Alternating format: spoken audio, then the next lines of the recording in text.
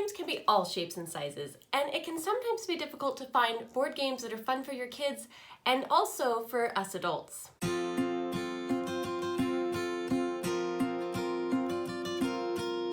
Our family loves to play board games at the end of the day to give us some more family time and also let our kids practice a variety of skills. In this video, I want to share with you the top 3 board games that we are currently playing and enjoying as a family. The first board game I want to recommend is Karuba. The main reason I'm really enjoying this game is because it allows all of the players to play at the same time, and I'll explain how that works in just a minute. Karuba is played with 2 to 4 players and is suggested for children ages 8 and up, but my 5 and 7-year-old can easily play this with my 5-year-old with a few modifications, and this game is around 30 to 40 minutes if you play all the way through. Karuba is originally a game from Germany that has been brought over. When I purchased this for my son, I realized that all of the directions and everything on the box were in German, but luckily it did say English instructions, so that was very helpful. I was almost worried I ordered the wrong thing and we wouldn't be able to play. So nothing on the board has words or anything like that, so all you need is those English instructions and you can play. Before we move on, I wanted to let you know that if you want even more board game suggestions, Katie over at Life in the Mundane has created a playlist, and she's gathered a bunch of other homeschoolers that are giving their recommendations on board games that are working really well for them. If you want to learn a little more about Katie, be sure I'll put a link in the description to her channel, and then you can also check out our podcast episode to learn even more about her. Also, you're going to want to make sure that you check out that board game playlist, which I will also have linked in the description, so you can get all of the suggestions. Karuba is a tile board game. So basically you're going to be using tiles to place onto your own board, and you're going to be going around collecting treasure. Now, the interesting part about Karuba is each player will get their own game board. So everybody has their own game board. They're all exactly the same.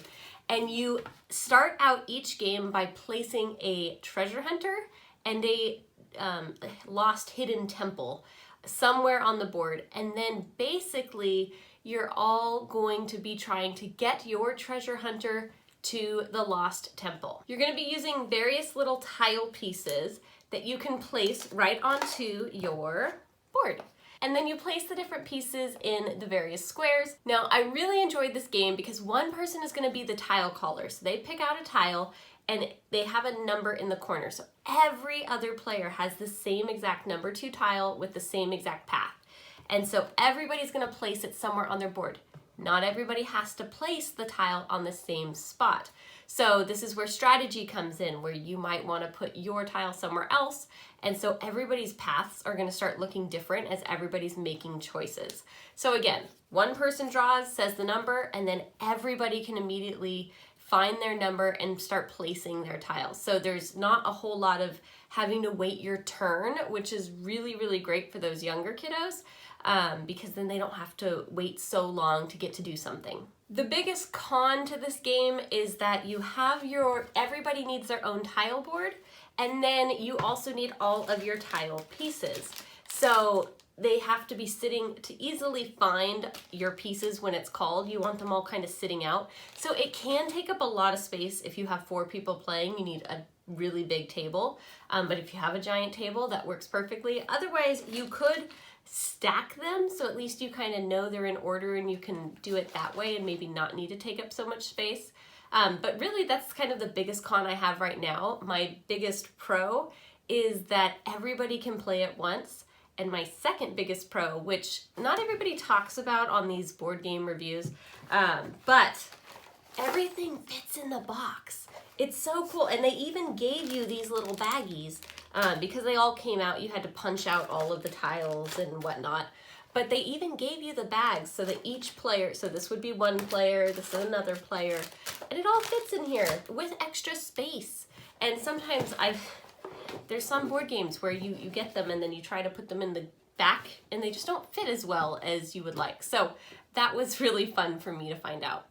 My next board game suggestion, I hope you haven't heard of this because I had not heard of this, but I must have been under some sort of game board rock because it's called Castle Panic, And it actually has all sorts of like Game of the Year awards, and it's got several expansion packs.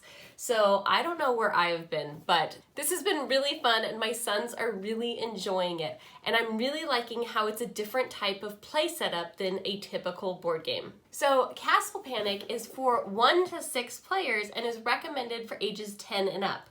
Again, even my 5-year-old is able to play because you'll see that it's a cooperative game. So even though they are younger, as long as they want to sit and play with us, it's really easy because we can help them out a lot. This game is on the longer side where it's taking about 60 minutes to complete. Castle Panic is a cooperative strategy type game. So the point of the game is there are going to be monsters on the board and you as the team have different cards and everybody has their own cards. And then you are trying to defeat the monsters before the monsters attack your towers. So there's very specific rules on how the monsters can move forward and what you can do to attack. And it's really, really interesting because if you lose, you're losing to the monsters. You're not actually losing to anybody else at the table. So Castle Panic does have a pretty large board here. And so you can see there's like a forest ring and then you put your little castles in the middle here and then you set up the monsters and they all start moving forward. And so it does take a big spot, but as far as your cards, you can set your cards out. So it's like probably a medium-sized board game. I wouldn't say it takes as much space as Karuba, like I mentioned earlier, but still like a larger board. Again, I was actually really impressed with this game because all of the pieces fit nicely. They even gave you some baggies to put all of the pieces in. And we ended up getting the one of the expansion packs, which we have not played yet because we're still kind of getting used. There's a lot of rules and a lot of steps that you have to make sure you're following in order to play the game correctly. And there's a couple different variations. So we haven't finished all those. And currently we've played 2 games and we have lost to the monsters both times. So we are determined to beat these monsters and defend our castle. So it's definitely something that's really cool as we're learning more how to play the game and best ways to strategize to actually be able to beat those monsters. So once we get a couple of wins under our belt, we can add in the expansion pack, which is supposed to make it even harder to beat. All right, my last suggestion is going to be the game called Pack and Stack. Now, Pack and Stack is very noisy, but it's also more of a dice game and a little bit of a card game rather than a board game. You don't need a board, there is no board, but it does have a lot of pieces that go with it. Pack and Stack is for 3 to 6 players and is recommended for children ages 10 and up. As long as your kids aren't getting too frustrated by the puzzle and strategy that goes on with this game, then if they're younger, they still can play if you add a few modifications in. One thing I enjoy about this game is that it takes 30 to 45 minutes, but because it's round-based, you could really stop at any round and just tally up your points and see who has the most points. And then that person could be declared the winner instead of waiting until somebody runs out of points and then declaring the winner then. So you can easily, without any hesitation, make this game shorter. Now, Pack and Stack is definitely a puzzle game and it requires a good amount of spatial reasoning and some logic as well. All right, so all you do for Pack and Stack is you're gonna roll the different colored die, and based on the number you're gonna be picking up different packages. So they have the 1x1 cube all the way to a longer cube, like so. Okay, so you've got different size cubes.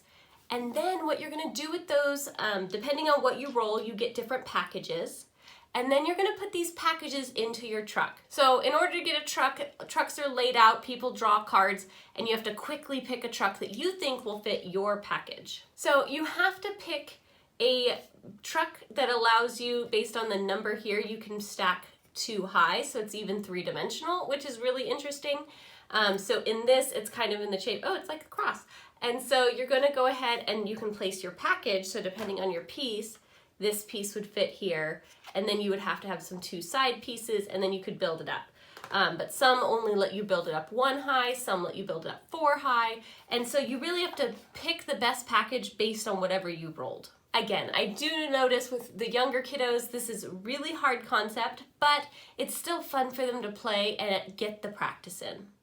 So what is your family's go-to board game right now? Let me know in the comments below. And also be sure to check out Katie from Life in the Mundane's board game playlist where you can get lots more ideas from other homeschoolers. And if you like this video, be sure to like and subscribe for more homeschool content just like this.